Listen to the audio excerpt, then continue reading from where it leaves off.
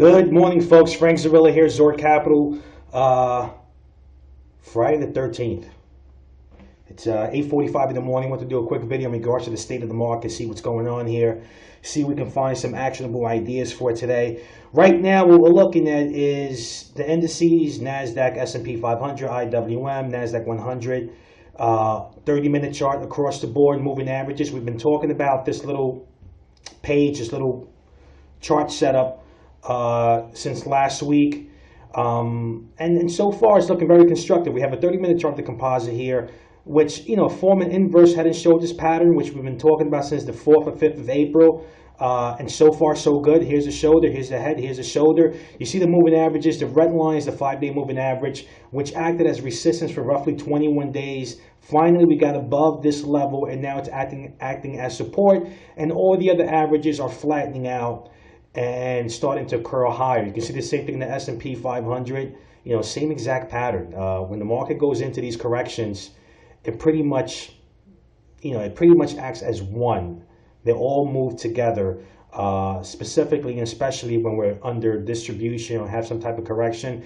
Everything starts to move together for the most part. And again, inverse head and shoulders. Here's the shoulder, head, shoulder. The averages now, they're starting to flatten out. They're starting to curl higher. And what we want to do is we want to try to ride this market as long as they're trading above these short-term moving averages. And sometimes I wish I can show you a little bit further, but once they get above, they normally don't break down that quickly. So if we were underneath these averages for 21 days, you can assume that at least at a minimum we'll be above for at least 10 to 11 days. You can see the same thing here in the NDX and also with the IWM, which has been the strongest. I'm not focused so much on resistance because over the last couple of years, resistance really hasn't worked like it's been working, like it's worked in the past. I'm more focused on how we react once we have a pullback than actually, saying that, hey, this is going to be a wall. Because what's been happening is you get to this level, people start to short, and the machines just run auto stops. So either way, again, I'm more interested in the way we react if we have a pullback. Also, more importantly, the VXX, which has been holding up extremely well, finally broke below all these moving averages. That's big. That's a start, and it's underneath and still under pressure. TOT as well. These are pretty much safe havens, or what people tend to buy when the market is going through a correction. But either way, let's go to my watch list today. Stocks are acting well. Okay, as you can see here, this is my rolling 5-day watch list, and for the most part, they have been acting well. As you can see here, the percentage change since they came on the list: Sale, which we spoke about, MRO, SPAR, ADAP, Micron, Workday, SQ. So they're acting well so far, which is a positive. And again, my rolling 5-day watch list is the best barometer that I have, to see how healthy the market is in the short term. So today we have roughly 7 stocks, and again, these 7 stocks, I only have an interest in these stocks if and only if they're able to break through yesterday's highs, which is right here. GRUB, yesterday's highs is $100.39. So typically what I would do is I would put a buy stop if I had the opportunity around $9.35, $9.45 at $100.49. Okay, my stop is usually the 3-day low. So GRUB, this is a name, decent numbers. It's been acting well, held up well, relative to the market weakness.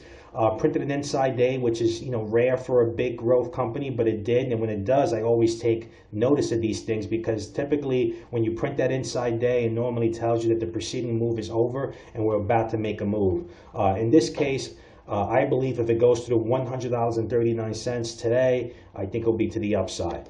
PEGA, another name, software application, holding up really well, held up well while the market was going down. Printed an inside day. I like the stock going through 62.25. This stock was already on my list a couple of days ago, and I own the stock at 62.41. Stop right over here, call it $60.90.